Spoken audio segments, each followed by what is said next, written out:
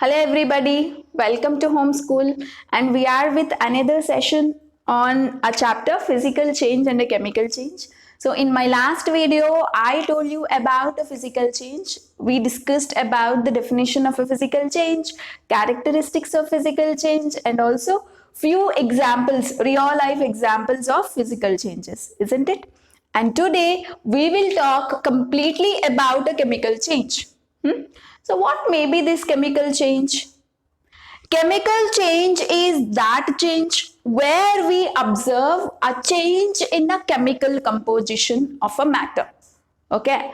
So whenever this change occurs, the substance loses its own identity. It is no more that particular substance. It is converted into something else.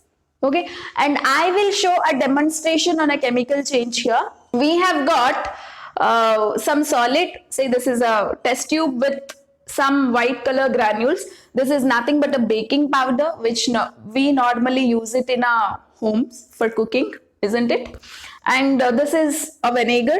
This is also normally available at home, right? So now I will add this vinegar to this baking powder and see what you can observe and try to figure out what changes you are observing, and mainly try to figure out whether this substance is completely undergoing a change or not. Okay, say baking powder in a test tube, I am adding vinegar now, and see what you can observe here. See, a huge gas is coming out, isn't it? A huge gas is coming out, and there occurred some chemical reaction between this vinegar and baking powder, and it is no more a baking powder now.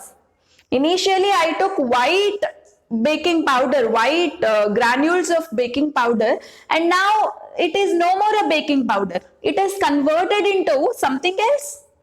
Okay, and whatever vinegar I added here, after it combined with baking powder, it is no more a vinegar.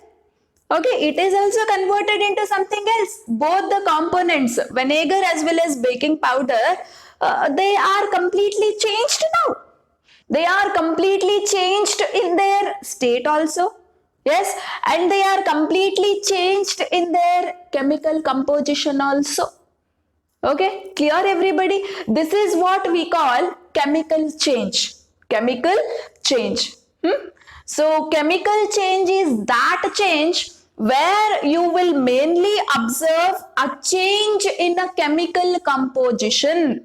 Chemical formula of a compound is completely changed. Baking powder I took. Now after adding vinegar, it is undergoing some chemical reaction, and now it is no more a vinegar, no more a baking powder. Both of them have converted into something else. Okay, so this particular change only we will call it as chemical change. Okay, and now we will see the characteristics of chemical change. First, characteristics we are going to learn. They are very important, guys. The first and foremost characteristic we are discussing is, try to observe here, new substance is formed during a chemical change. Yes or no? Just now you observed a demonstration where you have observed with your eyes that baking powder as well as vinegar, once they have combined, they have lost their identities. They are no more a baking powder and vinegar now. They have converted into something else. So definitely once a substance undergoes a chemical change, it will be converted into a completely new substance. Okay. And the second important characteristics is, chemical change is irreversible. Chemical change is irreversible. Say, again if I want back my baking powder and vinegar, can I get it that easily? Never, right? Once the change has occurred, it is permanent. Okay, so the change is permanent here. In other words, what we will call change is permanent. Okay, you cannot reverse the change. If you want to get back your substances again after a change, it is not possible at all. So that is why we call chemical changes are irreversible. Okay, and the third important characteristics is the change in weight of a substance. Change in weight of a substance is observed during a chemical change. Like I have taken some amount of baking powder, right? After a change, it is not at all a baking powder, another substance you will get, but there will be a change in weight. Okay, if you have taken 20 grams of baking powder, the product, whatever you are getting it, the new substance, whatever you are getting it, may not be exactly in a 20 grams of weight. Okay, so it will, the weight varies actually. So that is what the meaning of this particular point. And coming to the very, very important characteristic, there occurs large change in energy or temperature,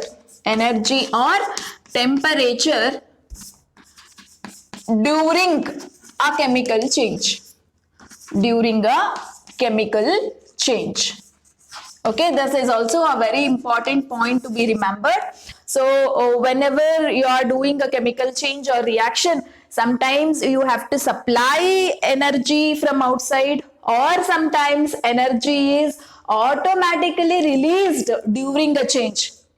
So these energy issues will be to a larger extent. If you have to heat a particular reaction, carry out a particular change, then you should heat it at very higher temperature in case if you want to bring out a chemical change. So always energy issues will be at a larger extent during a chemical change. So these are the main characteristics of chemical change. And there are some more characteristics. We will study those characteristics with the help of reactions. And before that, let us see some real life examples of chemical change, okay, with the help of visuals and pictures. These are some examples of chemical changes that we can observe in a everyday life. See here, cooking food. Cooking food is a chemical change. Say you mix all the vegetables, you supply some heat and you cook it, isn't it? So different vegetables would be having different chemicals. Say they would combine with each other and you may observe a chemical change. And how do you know that a chemical change occurred during food? Color of the food will change. Before you cook one color, after you cook food, the food will be there in another color. Say that is the indication for a chemical change actually. Okay, so with the help of change in color, you can able to identify whether a chemical change occurred or not. If you find a color change, definitely a chemical change is there. And it is irreversible. Say once you, after cooking a food, if you want to gain back your raw vegetables, it's not possible, isn't it? The process is highly irreversible. So cooking food is also a chemical change. And coming to the respiration, what do you mean by respiration? Breathing. We take oxygen and we liberate carbon dioxide. That means, see, we are taking oxygen and we are not giving out oxygen, right? That oxygen, once it goes into the system, it is undergoing certain changes and it is getting converted into carbon dioxide. Carbon dioxide can come out from our nose, isn't it? So definitely respiration is also a chemical change. Because we are taking oxygen, but what gas we are liberating? Carbon dioxide. That means oxygen underwent some change within a system. And coming to the digestion, say after eating, the food will go into the stomach. There, the food particles will break down and, they will undergo a certain chemical reaction so that you will get energy. Okay, so energy is the main product out of digestion reaction that is happening inside the stomach. Okay, so digestion includes many chemical changes. Okay, And combustion, what do you mean by combustion? Burning. Okay, so here it's a candle and it is burning it. Say candle is nothing but certain chemical, it is an organic compound, okay, hydrocarbon we say, and this particular chemical it is burning, and after burning, you know, it will give lots of heat, carbon dioxide and water vapor. Carbon dioxide, water vapor you can't see with your naked eye, but they are, you know, gases, they will escape into the atmosphere.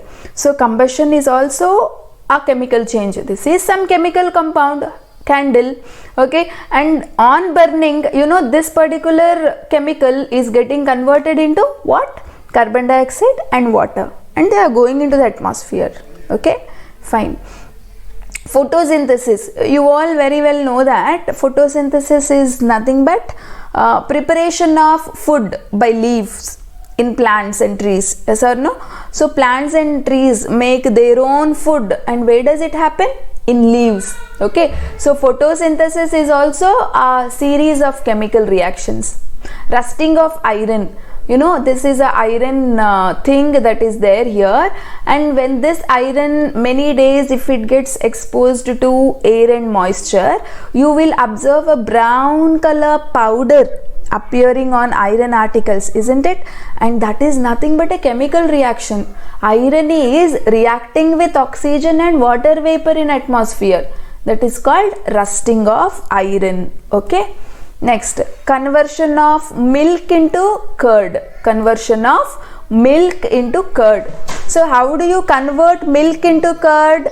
Milk, you will heat it at very high temperature and you will add a little amount of curd and you will keep it for 3 hours. The same milk will get converted into curd. Yes or no? And remember one thing, the chemical component present in a milk and the chemical component present in a curd is entirely different. Okay, so that means, you know, there underwent a chemical reaction in the milk, so it is converted into curd here. Okay, next, germination. Germination is also a chemical reaction only. Say from a seed the plant comes outside, germination occurs, you know, this is also a chemical change.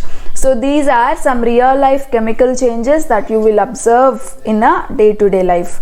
So with this I complete chemical changes and its characteristics.